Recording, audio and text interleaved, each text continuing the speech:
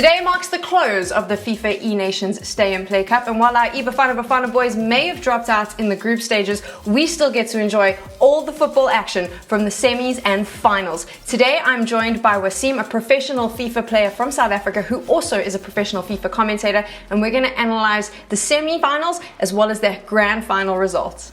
We now move into the semi-finals of the FIFA eNations Stay and Play Cup. Two relatively unknown teams, or surprises if you like, making it through, Malta and Luxembourg. And I want to chat a little bit about that Malta-Germany matchup, Wasim, because on paper I would have immediately presumed that the German team would have taken this. What was your thoughts going into that game? Yeah, so look, I mean, if you look at both countries, if someone looks at that score and perhaps it doesn't look like a traditional football score because, I mean, Malta beating Germany. But actually, if you break down the game and you look at the two players, Spiteri and Mike, I mean, both have made massive strides in the EA competitive scene.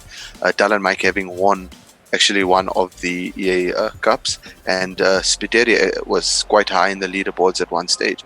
So both players have their accolades to their names.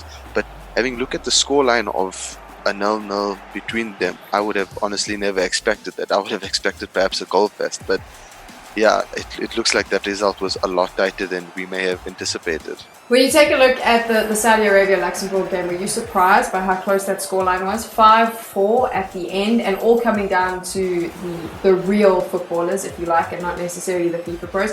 Did you expect it to be that close after watching Saudi Arabia pretty much dominate throughout this competition?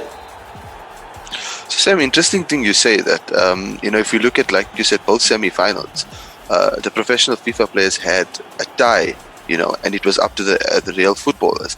And if you look at the Saudi Arabia-Luxembourg game, anyone in the esports scene generally, anyone in the FIFA scene would have expected MS Tosari to come out with a win. Maybe something not outright like a 3 or 4-0, but definitely a win.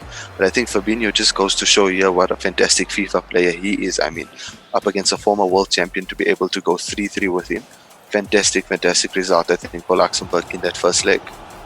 And now when we get into the finals, of course, Saudi Arabia, the team that knocked Bafana Bafana out of this competition, going up against Malta. Would you say Malta was a surprise? I mean, we've chatted before in previous episodes about their FIFA player and how talented he is. Was it a surprise for you to see Malta in the final, or do you think that it was expected from some of the FIFA pros? Look, initially, as we gradually began the knockout stages, I think we were surprised to see Malta win perhaps their first fixture. But I think as they began playing and as we watched them play, slowly, but surely, they convinced us that they do deserve to be in the final, because, I mean, some of these performances were absolutely fantastic. And surprisingly enough, so one would have expected Spiteri perhaps to be, so-called carrying the team, but looks like the professional footballer did a lot of work as well. So, to see them in the final, like I said, perhaps is a bit surprising, but I think 100% they do deserve it. No surprise though at the end, Saudi Arabia taking that game 2-1. Previous world champion, they were the team that knocked out Bafana Bafana. Would you say that was an expected result based on their performance leading up to the final?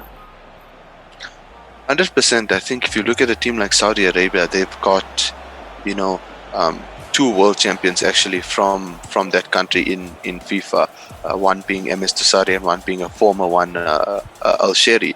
So if you looked at this matchup, you would definitely have gone with Saudi Arabia, but again, when we look at the scoreline, it was a lot closer than people would have anticipated. And once again, the professional FIFA players deadlocked after that 90 minutes. I think that's what makes this so much fun though, is because with the professional players, you kind of expect a certain result, but when it goes down to the real players having to perform, then it's all to play for, and it kind of adds an air of excitement to the games that we're watching, especially for someone who's more of a real football fan, and this is a new introduction to FIFA. We can see from what's going on in the world around us that perhaps things may not return to normality anytime soon, and this was just an example of the type of FIFA competitions that we can expect to see in the next few months, because we already saw a number of different professional footballers face off each other again, in a tournament, and we've got now the eNations Stay and Play Cup. So hopefully we've got a few more coming for us, and perhaps a win for South Africa on the board sometime soon. Thank you so much for joining us on this incredible journey as we watched all the action in the FIFA eNations Stay and Play Cup. It's been absolutely fantastic to see real-life footballers join up with some of the best FIFA players from around the world, and of course watching our very own Bafana Bafana perform extremely well in the group stages. It's been an incredible journey, and we hope that you'll return soon to watch more Bafana Bafana action.